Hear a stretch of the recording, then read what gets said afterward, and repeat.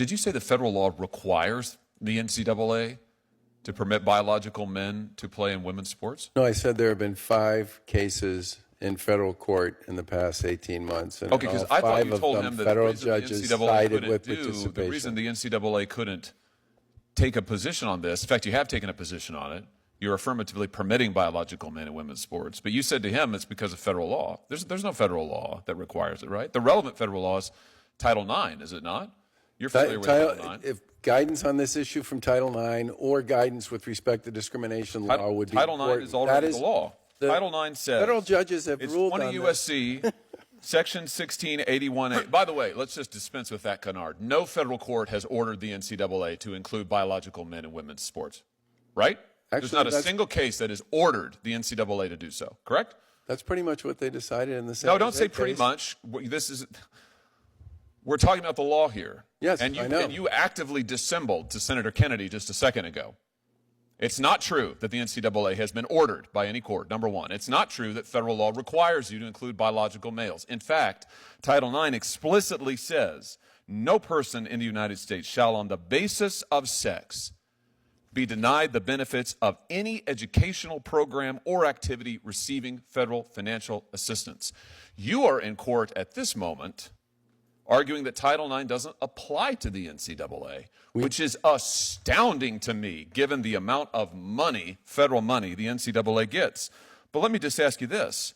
Senator, a total of 5 teams, 5 women's volleyball teams, Wyoming, Southern Utah, Utah State, Nevada, and Boise State all had to forfeit 7 games in their conference play, NCAA conference play this past year, women's teams, because a biological male, under your rules, was playing on a rival's team.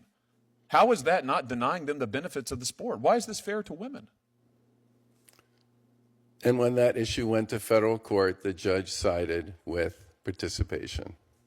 No, the NCAA did not go to court. No, that is not true. The federal judge made the decision with respect to the issue you just raised. Your rules have not been tried in federal court. And your rules explicitly permit biological males in women's sports. And I am asking you, why is that fair to the women?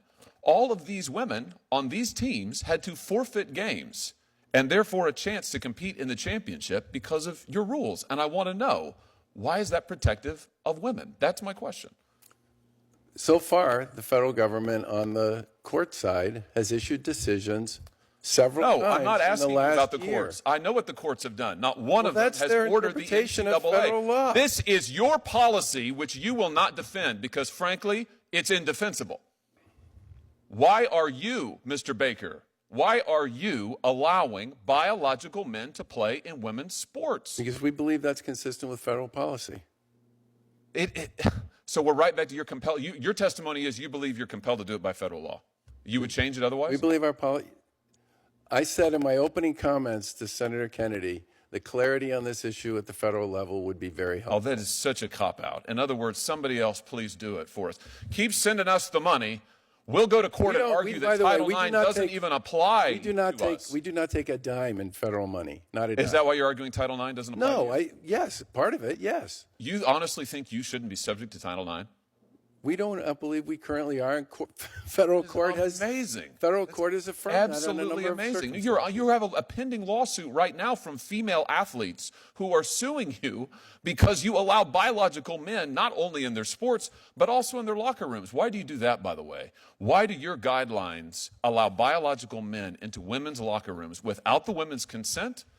Without the women's foreknowledge? Why do you do that? That's not what our guidelines say. They do say that. I've got them right here. Your guidelines say that transgender student athletes should be able to use the locker room, shower, and toilet facilities in accordance with their gender identity. And here they are, right here. And then everybody else should have an opportunity to use other facilities if they wish to do so. Okay, so the burden's on the women. So if the women then want to move to a different facility, in other words, if they want to abandon their own locker room, you're saying that they should have to do that? So, in other words, it's their problem? No, we put a significant amount of emphasis on what the locals' plans are, and we make sure that everybody. What does that mean? The locals' plans? Whoever it is that's hosting the event. You have guidelines that instruct them what the best practices are, and your guidelines say that biological men can go in and use the women's locker rooms if they want to. What the women want has nothing to do with it. They're not mentioned in here at all. Correct? Correct. It's right here. You just reaffirmed them in May of this year. I've got them. I'm reading them. I've got them off your website. I believe our guidelines give people optionality with respect to how they choose to use their facilities. And many, What does that even mean? Optionality. What it says is transgender student athletes will be able to use the locker room, shower, and toilet in accordance with their gender identity. That means men will be able to use the women's locker rooms. And as Riley Gaines and others have testified before this committee, that means if a man, a biological man, wants to use their locker room, they just have to accept it. Or else the women have to go somewhere else. They've got to go find an alternative. Why is that fair? We told the local folks who've hosted our tournaments they need to create accommodations for the people who are playing. You know, so it's the feds on the one hand, it's the locals on the other hand. The only person who doesn't seem to bear any responsibility in this is you and the NCAA, who are the governing body. And your testimony here today is you're not even subject to Title IX. Mr. Baker, I can't tell you how disappointed this makes me, but not just disappointed, frankly, infuriated for the student athletes who are suffering because of your policies, and you won't even defend them. You won't even take responsibility. It's outrageous.